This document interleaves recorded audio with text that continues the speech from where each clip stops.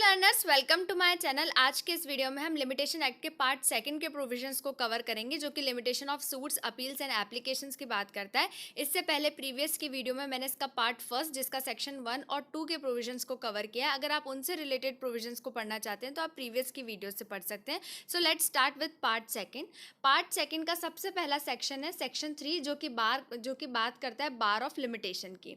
सब क्लॉज 1 कहता है, subject to the provisions contained in section 4 to 24 inclusively, every suit instituted, appeal preferred and application made after the prescribed period shall be dismissed although limitation has not been set up as a defense। ठीक है, तो sub clause 1 क्या कह रहा है कि जितने भी प्रोविजंस है ना सेक्शन 4 से लेके 24 के अंदर, ये इंक्लूसिव है। ठीक है ना, तो जो भी प्रोविजन सेक्शन 4 से 24 के अंदर दिए गए with regard to suit, appeal and application, ठीक है, तो अगर कोई भी सूट जो है इंस्टीट्यूट हो रहा है, या कोई आप अपील प्रेफर कर रहे हो, या फिर आप कोई एप्लीकेशन जो है वो मेड कर रहे हो कोर्ट के अंदर, लेकिन क्या हो रहा है ना, इसमें आपका जो टाइम पीरियड जो कि दिया गया था ना, उस टाइम पीरियड के एक्सपायर होने के बाद ऐसा सूट, अपील और एप्लीकेशन आप कोर्ट के अंदर कर रहे हो, तो उसको डिसमिस कर दिया जाएगा, शैल बी डिसमिस। ठीक है ना, every suit instituted, appeal preferred and application made after the prescribe period shall be dismiss. तो पहली चीज क्लियर हो गई, अगर आप प्रिस्क्राइब पीरियड के बाद ऐसी कोई भी चीज़ कर रहे हो तो वो डिसमिस हो जाएगी।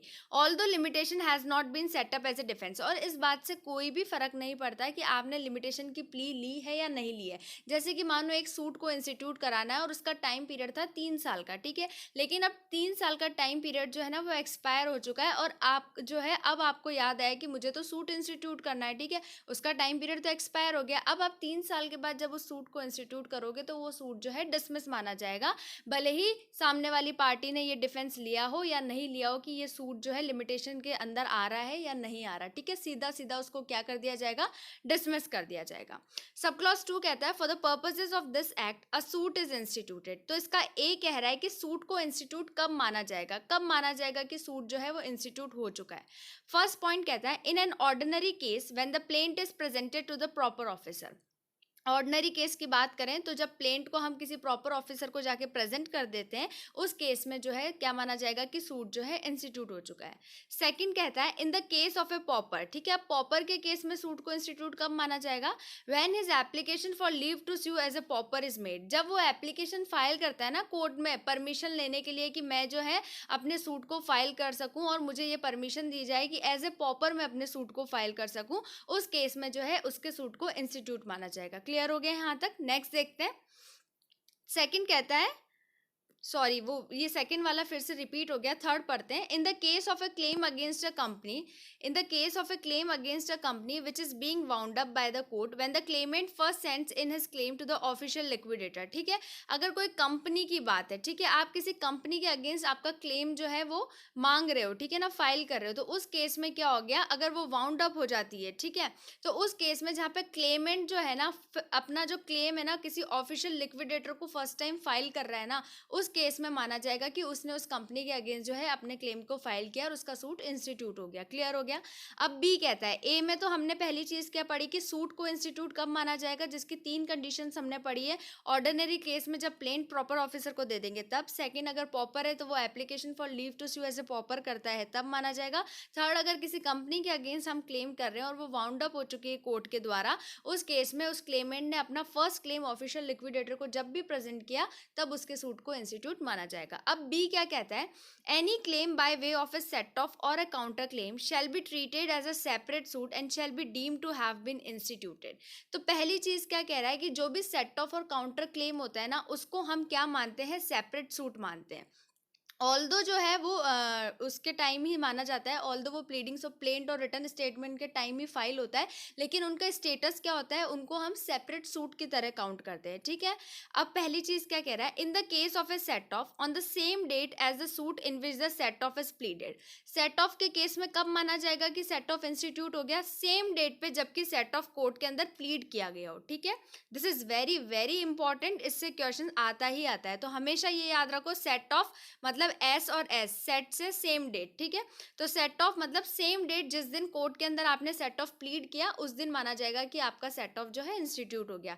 इन the case of a counter claim on the date on which the counter claim is made in the court. ठीक है, काउंटर क्लेम के केस में क्या होगा, जिस दिन आपने काउंटर क्लेम कोर्ट के अंदर मेड किया, मतलब कि आपने कोर्ट में जाके आपके क्लेम को प्रेजेंट किया, उस दिन माना जाएगा कि आपका काउंटर क्लेम वाला सूट इंस्टीट्यूट हो चुका है, ठीक है। तो सेट ऑफ में सेम डेट जिस दिन आप प्लीड कर रहे हो, काउंटर क्लेम में वो दिन जिस दिन आपने काउंटर क्लेम कोर्ट के अंदर फाइल किया है। क्लियर हो गया यहाँ तक। नेक्स्ट देखते हैं, सी कहता है an application by notice of motion in a high court is made when the application is presented to the proper officer of that court, ठीक है। तो ए बी हमने पढ़ा, सी क्या कहता है कि application by notice of motion in a high court, ठीक है। अगर कोई ऐसी एप्लीकेशन है जिससे कि हमें हाई कोर्ट में फाइल करनी है, तो उस केस में क्या होगा, जब हमने उस एप्लीकेशन को प्रॉपर ऑफिसर, उस कोर्ट के प्रॉपर ऑफिसर को प्रेजेंट कर दी, तो ये माना जाएगा कि आपकी एप्लीकेशन जो है वो क्या हो चुकी है, फाइल हो चुकी है। क्लियर हो गया यहाँ तक। Now section 4, expiry of prescribed period when court is closed, where the prescribed period for any suit, appeal or application expires on a day when the court is closed, the suit, appeal or application may be instituted, prefer or made on the day when the court reopens, ठीक है। तो वही कह रहा है कि जिस दिन आपको सूट, अपील और एप्लीकेशन फाइल करनी थी, लेकिन उस दिन वो कोर्ट जो है क्या है, बंद है, तो वो कब आप प्रेफर करोगे, जब नेक्स्ट टाइम कोर्ट रीओपन होगा ना, उस टाइम आप आपके सूट को इंस्टीट्यूट कर सकते हो। मान लो कि आपका लिमिटेशन पीरियड जो है एक्सपायर हो रहा है सेम डे पे जिस दिन की कोर्ट क्लोज है, तो उस केस में क्या होगा, जब कोर्ट रीओपन होगा ना नेक्स्ट डे, तब आप आपके सूट, अपील और एप्लीकेशन को फाइल कर सकते हो। अब इसका एक्सप्लेनेशन देखते हैं। A court shall be deem to be close on any day within the meaning of this section if during any part of its normal working hours it remains close on that day, ठीक है। तो इसका मतलब क्या हो गया, अगर कोई भी नॉर्मल वर्किंग आवर है जिसके अंदर की कोर्ट अपना काम करता है और उसी वर्किंग आवर के अंदर कोर्ट जो है क्लोज हो चुका है, किसी भी रीज़न से हो सकता है, मान लो कोई हड़ताल वगैरह हो गई हो ना, और या फिर और भी कोई ऐसा वैलिड रीज़न जिसके कारण जो है कोर्ट क्लोज हो गया, तो क्या माना जाएगा, डीम टू बी क्लोज माना जाएगा, ठीक है। इस केस में अगर आप आपका suit, appeal and application file करने गए और कोर्ट बंद है, तो आप जब कोर्ट रीओपन होगा ना नेक्स्ट टाइम, तब आप आपके सूट, अपील और एप्लीकेशन को फाइल कर सकते हैं। क्लियर हो गया। सेक्शन 4 के अंदर 2 लैटिन मैक्सिम्स है, दोनों लैटिन मैक्सिम्स बहुत इंपॉर्टेंट है, मैं यहाँ पे मेंशन करना भूल गई हूँ, मैं आपको ऐसे ही बता देती हूँ। पहली लैटिन मैक्सिम जो है वो कहती है लेक्स नॉन कॉगिट एड इम्पॉसिबलिया, ठीक है। लेक्स नॉन कॉगिट एड इम्पॉसिबलिया, इसका मतलब क्या है, विधि असंभव अंत के लिए विवश नहीं करती है, मतलब कि the law does not compel a man to do that which he can not possibly perform, ठीक है। जो वो कर ही नहीं पा रहा है, जो वो परफॉर्म कर ही नहीं सकता, ठीक है ना, उसकी पहुँच में है ही नहीं परफॉर्म करना, तो उसके लिए जो लॉ जो है उसको कंपेल नहीं कर सकता कि आप करो ही करो। यहाँ पे इसका सेंस क्या हुआ कि जब कोर्ट क्लोज है तो वो फाइल कर ही नहीं सकता, तो आप उसे कैसे कंपेल करोगे, आप उसे कैसे कहोगे कि आपका लिमिटेशन जो है इस दिन एक्सपायर हो गया था, आपको तो तभी सूट फाइल करना था। पहली तो ये। सेकेंड मैक्सिम जो है ना वो क्या कहती है, एक्टस क्यूरी नैमिनम ग्रेवा बिट, ठीक है ना, एक्टस क्यूरी नैमिनम ग्रेवा बिट, ठीक है। आप ये देख लेना, यहाँ पे मैंने सिर्फ मेंशन कर दिया है, एक आइडिया हो जाएगा ना आपको, तो आप ये अपने हिसाब से और पढ़ लेना, ठीक है। तो इसका मतलब क्या हुआ, an act of the court shall not prejudice any party, ठीक है। तो कोर्ट जो है ना ऐसे पार्शलिटी वाली चीज़ नहीं करती है, कोर्ट जो है सबके लिए इक्वल है, इसका कहने का मतलब ये है। क्लियर हो गया यहाँ तक। नेक्स्ट सेक्शन देखते हैं। सेक्शन 5 कहता है extension of prescribe period in certain cases. एक चीज़ और, सेक्शन 4 और सेक्शन 5 जो है ना, सेक्शन 4 और सेक्शन 5 जो है वो एक्सटेंशन थ्योरी की बात करते हैं। कौन सी थ्योरी की बात कर रहे हैं, सेक्शन 4 और सेक्शन 5 एक्सटेंशन थ्योरी की बात करते हैं। क्लियर हो गया यहाँ तक। तो ये भी इंपॉर्टेंट है, ध्यान रखना, अगर पूछ ले कि एक्सटेंशन थ्योरी कौन से सेक्शन में है, तो सेक्शन 4 और 5 में है। अब पढ़ते हैं सेक्शन 5। एनी अपील और any application other than an application under any of the provision of order 21 of CPC may be admitted after the prescribed period if the appellant or applicant satisfy the court that he had sufficient cause for not preferring the appeal or making the application within such period, ठीक है। तो section 5 जो है ना वो क्या कह रहा है कि कोई भी अपील और application other than an application, order 21 CPC के ऑर्डर 21 के अलावा कोई भी ऐसी एप्लीकेशन और अपील है, ठीक है ना, उसको हम एडमिट करेंगे प्रिस्क्राइब पीरियड के एक्सपायर होने के बाद भी, अगर एपिलेंट और एप्लीकेंट सेटिस्फाई कर देता है कोर्ट को, ऐसा सफिशिएंट कोज शो कर देता है, ऐसी सफिशिएंट चीज़ें, ऐसा सफिशिएंट रीज़न बता देता है कि इस कारण से जो है मैं ये अपील और एप्लीकेशन फाइल नहीं कर पाया था प्रिस्क्राइब पीरियड के अंदर, उस केस में जो है कोर्ट जो है उसकी अपील और एप्लीकेशन को एक्सेप्ट कर लेगा after the expiry of prescribe period 2, ठीक है। अब एक चीज़ यहाँ पे ध्यान रखने वाली ये है कि सेक्शन 5 जो है ना ये सेक्शन 3 का एक्सेप्शन है। कैसे सेक्शन 3 का एक्सेप्शन है? सेक्शन 3 में तो बोला था बार ऑफ लिमिटेशन, भाई आपका प्रिस्क्राइब पीरियड एक बार खत्म हो चुका है, एक्सपायर हो चुका है, तो आप कभी फाइल कर ही नहीं सकते। लेकिन सेक्शन 5 क्या कह रहा है कि जहां आप सफिशिएंट कोज शो कर देते हो ना कोर्ट को, और कोर्ट सेटिस्फाई हो जाता है आपके रीजन से, जो भी रीजन आप दे रहे हो उससे कोर्ट सेटिस्फाई हो गया, तो उस केस में आपकी अपील और एप्लीकेशन को एडमिट कर लिया जाएगा। इसलिए ये सेक्शन 3 का एक्सेप्शन है सेक्शन 5। ठीक है, ये चीज क्लियर कर लेना। क्लियर हो गया? एक्सप्लेनेशन क्या कहता है? द फैक्ट दैट एपिलेंट और applicant was missed by an order, practice or judgment of the high court in ascertaining or computing the prescribed period may be sufficient cause within the meaning of this section। ये miss नहीं है, ये mislead है। ठीक है ना, ये mislead है। तो ये यही कहना चाह रहा है कि कोई एपिलेंट और एप्लीकेंट जो है मिसलीड हो चुका है, उसे नहीं समझ में आया किसी ऑर्डर, प्रैक्टिस और जजमेंट हाई कोर्ट से, जो भी प्रिस्क्राइब पीरियड था उसको कम्यूट नहीं कर पाया, उसको कोई मिसकम्युनिकेशन हो गया है, उसके समझने में कोई प्रॉब्लम हो गई, उस केस में अगर वो आके ये रीज़न देता है कि मैं मिसलीड हो गया था इन चीज़ों से, तो अगर वो सफिशिएंट कोर्ट सेटिस्फाई हो जाता है तो उस केस में ये एक सफिशिएंट कॉज माना जाएगा। यहाँ पे सिर्फ बताया गया है कि सफिशिएंट कॉज जो है वो किन चीज़ों को हम कह सकते हैं। ये एक इलस्ट्रेशन के तौर पे मान लो कि सफिशिएंट कॉज जो है वो ऐसी चीज़ों को कहते हैं हम। क्लियर हो गया यहाँ तक? नेक्स्ट देखते हैं। सेक्शन 6 कहता है लीगल डिसेबिलिटी। सब क्लॉज 1 कहता है where a person entitled to institute a suit और make an application for the execution of a decree at the time from which the prescribe period is to be reckoned a minor और insane और an idiot, he may institute the suit और make application within the same period after the disability has ceased as would otherwise have been allowed from time specified there for in the third column of the schedule. ठीक है, तो section 6 जो है ना वो legal disability की बात करता है, जहाँ पे कोई पर्सन के पास राइट है कि वो सूट को इंस्टीट्यूट कर सकता है या फिर कोई एप्लीकेशन जो है एग्जीक्यूशन ऑफ डिक्री की एप्लीकेशन को फाइल कर सकता है। ठीक है ना, अब उस केस में क्या हो रहा है ना, जब से उसका टाइम पीरियड स्टार्ट होने वाला है, रेकन्ड होने वाला है, जब से उसके टाइम पीरियड की ड्यूरेशन जो है स्टार्ट होने वाली है, लेकिन वो पर्सन क्या हो चुका है, माइनर हो चुका है, इंसेन हो चुका है या फिर इडियट हो चुका है। ठीक है ना, माइनर तो ऑलरेडी वो माइनर है, हो चुका नहीं, या तो वो पर्सन माइनर है या फिर वो इंसेन हो गया या फिर वो इडियट हो गया है। तो उस केस में क्या होगा, जब उसकी ये वाली डिसेबिलिटी सीज हो जाएगी, ये तीनों डिसेबिलिटी सीज हो जाएगी ना, उसके बाद वो अपने सूट को जो है इंस्टीट्यूट कर सकता है। ठीक है, क्लियर हो गया यहाँ तक?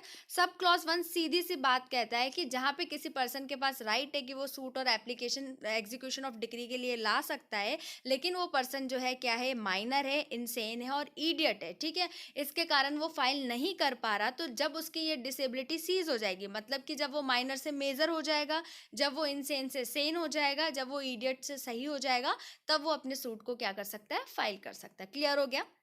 और इसमें दे रखा है कि जो भी थर्ड कॉलम ऑफ शेड्यूल के अंदर टाइम पीरियड मेंशन है उसके अकॉर्डिंग कर सकता है। नेक्स्ट देखते हैं।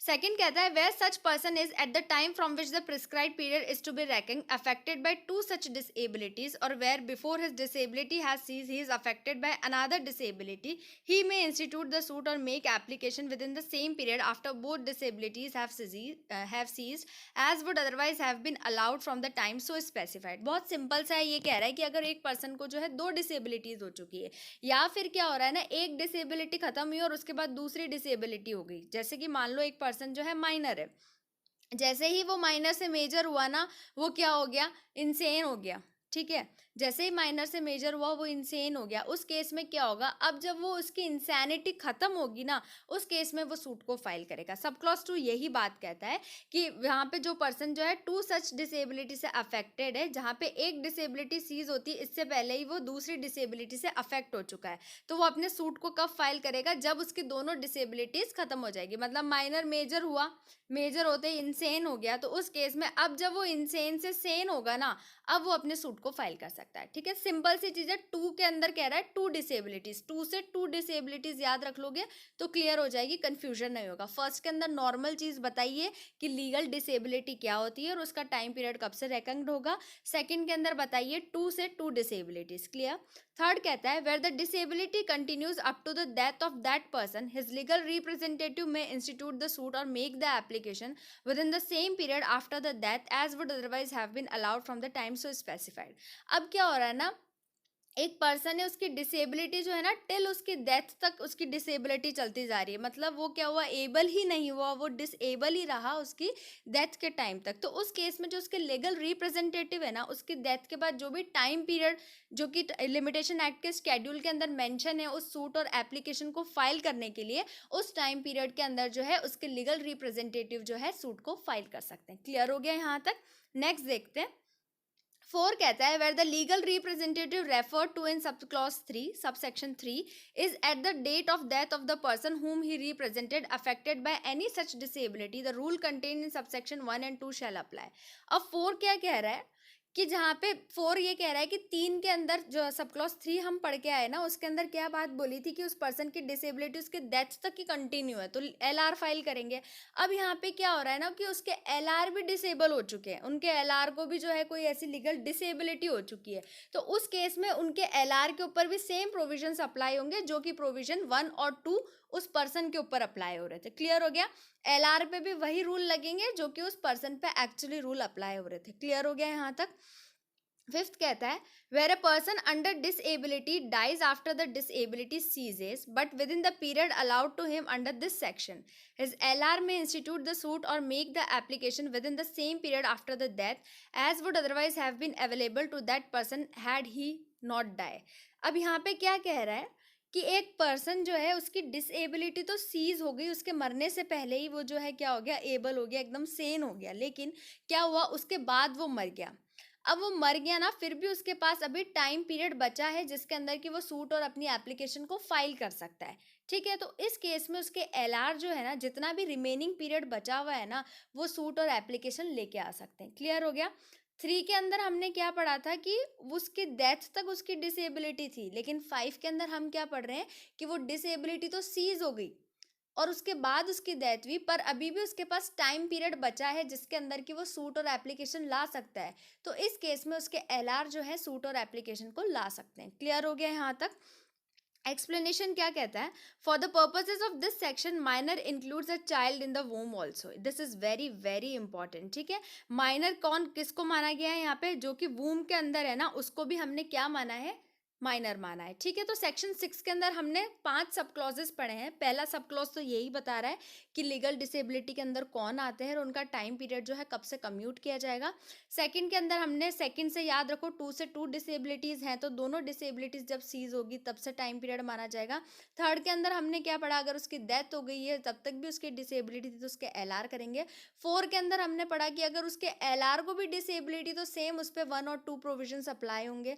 5th के अंदर हमने पढ़ा कि डिसेबिलिटी सीज हो गई, उसके बाद उस पर्सन की डेथ हो रही है पर अभी भी उसके पास टाइम पीरियड बचा हुआ है as per the limitation act, तो वो जो रिमेनिंग टाइम पीरियड है उसमें उसके LR जाके सूट फाइल कर सकते हैं। और इसका एक्सप्लेनेशन जो कि बहुत इंपॉर्टेंट है, उसमें ये बताया गया है कि माइनर के अंदर वो चाइल्ड भी आएगा जो कि वूम के अंदर है। क्लियर हो गया यहाँ तक? नेक्स्ट देखते हैं। नेक्स्ट कहता है section 7 disability of one of several persons where one of several person jointly entitled to institute a suit और make an application for the execution of a decree is under any such disability and a discharge can be given without the concurrence of such person, time will run against them all. But when no such discharge can be given, time will not run as against any of them until one of them becomes capable of giving such discharge without the concurrence of the others or until the disability has ceased। ठीक है, तो section 7 जो है वो क्या कह रहा है? तो सेक्शन 7 क्या कह रहा है? सेक्शन 7 कह रहा है जहाँ पे एक से ज़्यादा पर्सन जॉइंटली जो है एंटाइटल्ड है सूट को इंस्टीट्यूट करने के लिए, है ना, जहाँ पे one of several person jointly entitled to institute suit और मेक एन एप्लीकेशन। ठीक है, under any such disability and discharge can be given without the concurrence of such person. ठीक है, तो पहली कंडीशन क्या है कि जहाँ पे डिस्चार्ज जो है ना without concurrence of disable person के दिया जा सकता है। ठीक है, पहली चीज़ क्या कह रहा है कि जहाँ पे कंकरेंस जो है ना एक से ज़्यादा पर्सन है और वहाँ पे कॉन्करेंस जो है without the consent of disable person दिया जा सकता है, उस केस में जो है टाइम का बेनिफिट किसी को ही नहीं मिलेगा और टाइम जो है उन सब के अगेंस्ट रन करेगा चाहे वो पर्सन डिसेबल है या नहीं है। ठीक है ना, समझ आ गया फर्स्ट पॉइंट। सेकंड कहता है where no such discharge can be given, time will not run against any of them until one of them become capable of giving such discharge. Second condition क्या कह रहा है कि जहाँ पे डिस्चार्ज जो है ना डिसेबल पर्सन की कॉन्करेंस के बिना पॉसिबल नहीं है, मतलब कि डिसेबल पर्सन की कॉन्करेंस उसमें ज़रूरी है। उस केस में क्या होगा, टाइम जो है सबके लिए रुक जाएगा। क्लियर हो गया यहाँ तक? तो इसमें दो चीज़ें हैं, जहाँ पे बिना कंकरेंस के आप दे सकते हो तो उस केस में तो है सबके अगेंस्ट टाइम रन करेगा। जहाँ पे डिसेबल की कंकरेंस जरूरी है उस केस में सबके अगेंस्ट जो है टाइम जो है वो रुक जाएगा। क्लियर हो गया यहाँ से? सेक्शन 7 इतनी सी ही बात करता है, ठीक है। उसके बाद आगे दो चीजें और है इसके अंदर। एक्सप्लेनेशन फर्स्ट कहता है this section applies to a discharge from every kind of liability including a liability in respect of any immovable property, ठीक है। तो यहाँ पे ये कह रहा है कि ये जो सेक्शन है ना वो कौन सी लाइबिलिटीज पे अप्लाई होता है, सब टाइप के लाइबिलिटी पे अप्लाई होता है, और साथ ही में मूवेबल और इमूवेबल प्रॉपर्टी दोनों पे अप्लाई होता है। ये इंक्लूड कर रहा है मूवेबल और इमूवेबल दोनों को, ये मूवेबल को भी इंक्लूड कर रहा है। एक्सप्लेनेशन सेकंड कहता है for the purposes of this section, the manager of a Hindu undivided family governed by the Mitakshara law shall be deemed to be capable of giving a discharge without the concurrence of other members of the family only if is in the management of the joint family property, ठीक है। जहाँ पे Mitakshara joint family की बात है ना, वहाँ पे कर्ता जो है वो डिसीजन ले सकता है, उसको और किसी की कंसेंट की जरूरत नहीं है, ठीक है। जहाँ पे उसके पास मैनेजमेंट है जॉइंट फैमिली प्रॉपर्टी का, जहाँ पे वो करता है उस फैमिली का, उसमें उसको और पर्सन से कंसेंट लेने की नीड नहीं है। क्लियर हो गया है यहाँ तक? नेक्स्ट देखते हैं। सेक्शन 8 कहता है special exception, nothing in section 6 or in section 7 applies to suit to enforce right of pre-emption or shall be deemed to extend for more than 3 years from the cessation of disability or the death of the person affected thereby the period of limitation for any suit or application, ठीक है। तो section 8 जो है ना वो कह रहा है कि सेक्शन 6 और 7 जो है ना, सेक्शन 6 और 7 की कोई भी बात किस पे अप्लाई नहीं होगी। एक तो राइट ऑफ प्रीएम्पशन के ऊपर अप्लाई नहीं होगी, जब आप कोई सूट प्रीएम्पशन का सूट फाइल कर रहे हो उस पे अप्लाई नहीं होगी। और सेकंड चीज़ जो है कहाँ पे अप्लाई नहीं होगी, जहाँ पे आपकी डिसेबिलिटी जो है ना वो सीज हो गई उसके 3 साल के बाद, ठीक है। मोर देन 3 year के बाद जो है अप्लाई नहीं होगी। पहली कंडीशन तो क्या है, पहली कंडीशन ये है कि प्रीएम्पशंस के सूट पे अप्लाई नहीं होगी। सेकंड, डिसेबिलिटी सीज होने के 3 साल बाद अप्लाई नहीं होगी। सेक्शन 8 जो है ये बात करता है, ठीक है। तो सेक्शन 8 जो है ना वो कहाँ अप्लाई होगा, जहाँ पे आप 6 और 7 का बेनिफिट ले रहे हो। अगर आप 6 और 7 का बेनिफिट ले रहे हो तो सेक्शन 8 अप्लाई होगा। अगर आप 6 और 7 का बेनिफिट नहीं ले रहे हो, ठीक है, आप डिसेबिलिटी और उसमें नहीं जा रहे हो, तो जो है आपको क्या नहीं मिलेगा, सेक्शन 8 का बेनिफिट नहीं मिलेगा। क्लियर हो गया? 6 और 7 का बेनिफिट लोगे तो सेक्शन 8 अप्लाई होगा, 6 और 7 का बेनिफिट नहीं लोगे तो सेक्शन 8 जो है वो अप्लाई नहीं होगा। क्लियर हो गया यहाँ तक? दो इंपॉर्टेंट चीज सेक्शन 8 में याद रखनी है, एक तो प्रीएम्पशन पे अप्लाई नहीं होता और एक डिसेबिलिटी के सीज होने के 3 साल बाद अप्लाई नहीं होता। सिंपल, इससे ज्यादा कुछ याद नहीं रखना। सेक्शन 9 कहता है continuous running of time where once time has begun to run no subsequent disability or inability to institute a suit और make an application stops, ठीक है। एक बार जो है समय चालू हो गया, एक बार आपका टाइम पीरियड रेकग्नाइज्ड होने के लिए स्टार्ट हो गया ना, उसके बाद अगर आप डिसेबल हो, आपकी कोई इनेबिलिटी हो, इससे कुछ भी फर्क नहीं पड़ने वाला, आपकी एप्लीकेशन स्टॉप नहीं की जाएगी। क्लियर हो गया यहाँ तक?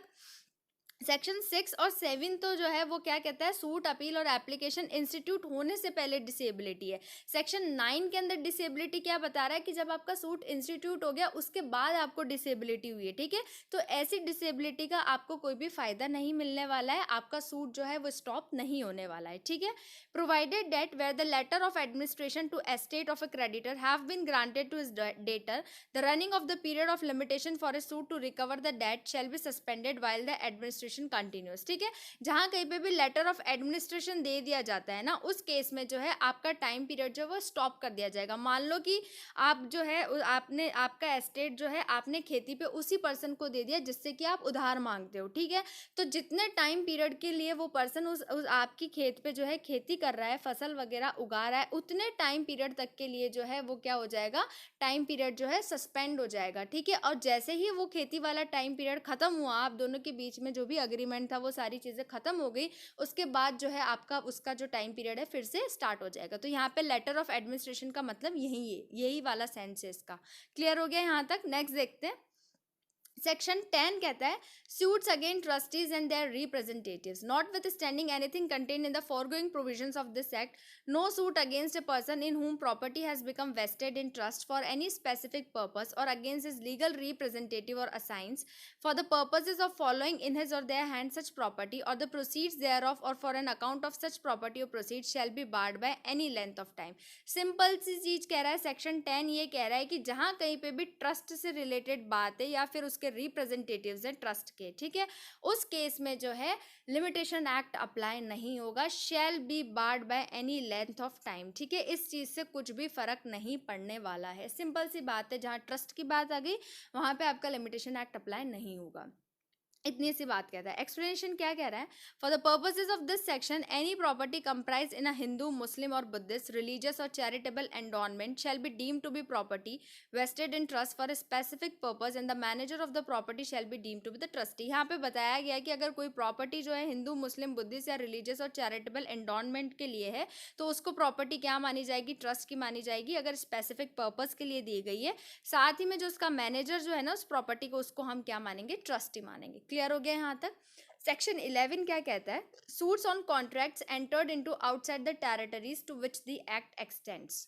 सब क्लॉज 1 क्या कह रहा है, suits instituted in the territories to which this act extends on contracts entered into the state of Jammu and Kashmir or in a foreign country shall be subject to the rules of limitation contained in this act. तो पहली चीज क्या कह रहा है, अगर अपन इसको एक इलस्ट्रेशन से समझे, जैसे मान लो ए और बी जो है इन्होंने जो है कोई कॉन्ट्रैक्ट किया है, ठीक है ना। अब वो कॉन्ट्रैक्ट जो है जम्मू एंड कश्मीर स्टेट में या फिर फॉरेन कंट्री में, तो सिंपल सी चीज़ है, जो वहाँ का लिमिटेशन एक्ट है वो अप्लाई होगा, ठीक है ना, वही टाइम पीरियड इनके कॉन्ट्रैक्ट के ऊपर अप्लाई होगा। मान लो अगर इनका ब्रीच हो जाता है, अगर ये दोनों एक दूसरे को स्यू करना चाहते हैं तो वो टाइम पीरियड के अंदर स्यू करेंगे जो कि वहाँ के लिमिटेशन एक्ट के अंदर मेंशन है। पहली चीज़ तो ये।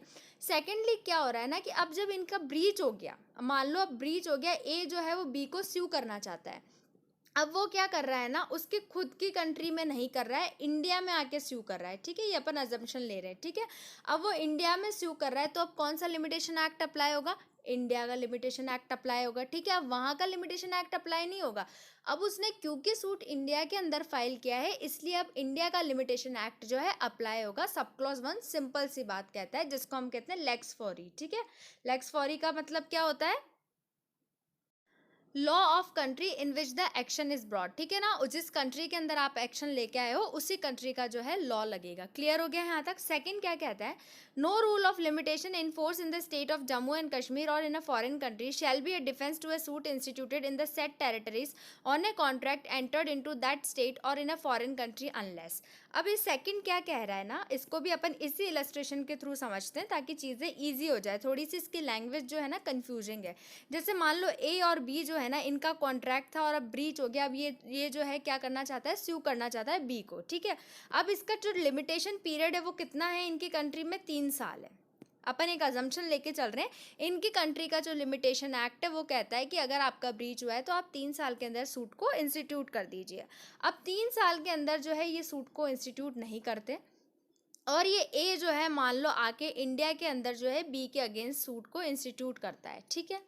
अब इंडिया के अंदर जो है मान लो 5 साल है या 6 साल लिमिटेशन एक्ट है, जो भी लिमिटेशन पीरियड है, जो भी अगर ब्रीच होता है तो ठीक है।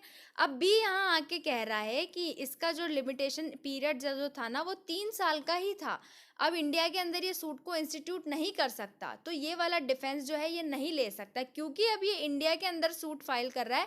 तो लॉ किसका लगेगा, इंडिया का लॉ लगेगा। आप आपके कंट्री के लॉ का डिफेंस लेके नहीं आ सकते और आप ये नहीं कह सकते कि ये सूट जो है ये तो बार्ड है क्योंकि इसका टाइम पीरियड जो था 3 साल का था, अब 3 साल जो है एक्सपायर हो चुका है। नहीं, क्योंकि अब सूट जो है वो दूसरी कंट्री में इंस्टीट्यूट हो रहा है, मतलब कि वो इंडिया के अंदर इंस्टीट्यूट हो रहा है, अब इंडिया का लॉ लगेगा। अब इंडिया के लॉ का जो भी टाइम पीरियड है उसके अकॉर्डिंग चीजें होगी, ठीक है। लेकिन इसका एक्सेप्शन क्या है, अनलेस, इसके एक्सेप्शन को पढ़ते हैं। The rule has extinguish the contract, पहला एक्सेप्शन क्या कह रहा है, the rule has extinguish the contract, इसका मतलब क्या हुआ, कि मान लो ए और बी है, जो वही वाला इलस्ट्रेशन वापस लेते हैं। ए और बी जो है, अब इनका कॉन्ट्रैक्ट जो है ब्रीच हो चुका है और उसका टाइम पीरियड कितना था, 3 साल के अंदर जो है आप सूट को जो है फाइल कर सकते हो, ठीक है। अब इसमें साथ में रूल क्या है, अगर आपने 3 साल के अंदर अंदर सूट को फाइल नहीं किया, जो आपका कॉन्ट्रैक्ट जो है वो क्या हो जाएगा, टर्मिनेट हो जाएगा। एक्सटिंग्विश का मतलब क्या हो गया, टर्मिनेट हो जाना। आपका कॉन्ट्रैक्ट जो है टर्मिनेट हो जाएगा अगर आपने 3 साल की लिमिटेशन के अंदर अंदर आपका सूट फाइल नहीं किया तो, ठीक है। अब क्या हुआ ना, 3 साल तक यहाँ पे सूट फाइल नहीं हुआ और ये कॉन्ट्रैक्ट जो था वो क्या हो गया, टर्मिनेट हो गया। अब क्या होता है, ए जो है वो क्या करता है, इसका सूट जो है इंडिया में मान लो दिल्ली बॉम्बे कहीं पे भी आके जो है सूट को इंस्टीट्यूट कर देता है। दिल्ली ले लो या बॉम्बे ले लो, ठीक है। अब इंडिया में आके सूट को इंस्टीट्यूट कर रहा है, यहाँ पे जो लिमिटेशन एक्ट है उसकी टाइम पीरियड अलग है, ठीक है। अब जब वो इंडिया के अंदर सूट फाइल कर रहा है तब यहाँ पे बी आके बोल सकता है, क्योंकि ये जो कॉन्ट्रैक्ट है ये तो अब टर्मिनेट हो चुका है, अब इस कॉन्ट्रैक्ट का कोई मतलब ही नहीं है, तो ऐसा कोई सूट बनता ही नहीं है। पहला एक्सेप्शन ये है, जब कॉन्ट्रैक्ट जो है टर्मिनेट हो जाए, एक्सटिंग्विश हो जाए किसी भी रूल के अकॉर्डिंग, जैसा कि यहाँ पे रूल दिया गया था कि 3 साल के अंदर आप सूट फाइल नहीं करते हो तो आपका कॉन्ट्रैक्ट जो है वो टर्मिनेट हो जाएगा, है ना। तो पहला एक्सेप्शन यही कह रहा है कि किसी भी रूल के अकॉर्डिंग अगर आपका कॉन्ट्रैक्ट एक्सटिंग्विश हो जाता है तो फिर आप फर्दर जो है सूट फाइल नहीं कर सकते। क्लियर हो गया।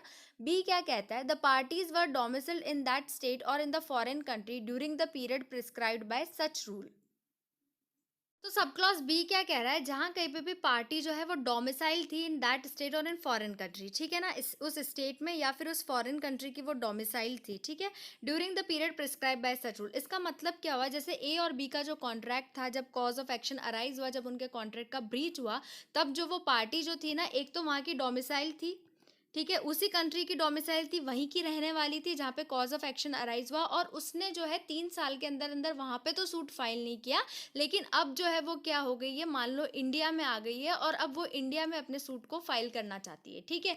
जिस वक्त वो जहाँ रह रही थी जब तो उसने सूट फाइल नहीं किया, अब वो दूसरे स्टेट में आके, दूसरे कंट्री में आके अपने सूट को फाइल करना चाहती है, तो ऐसा वो नहीं कर सकती as per sub clause B, ठीक है।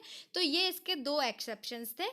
That's all from today's video. अगर आपको किसी भी सेक्शन में कोई प्रॉब्लम है, कोई भी प्रोविजन नहीं समझ में आ रहा है या किसी भी तरह का कोई भी कन्फ्यूजन है, तो आप मुझे कमेंट करके पूछ सकते हैं, आप मुझे पर्सनली मेल भी कर सकते हैं। एंड यस, अगर आपको ये वीडियो इन्फॉर्मेटिव लगा हो, हेल्पफुल लगा हो, तो please do like share and subscribe to my channel. और नेक्स्ट वीडियो में जो है हम इसके पार्ट 3 को लेंगे। Thank you so much.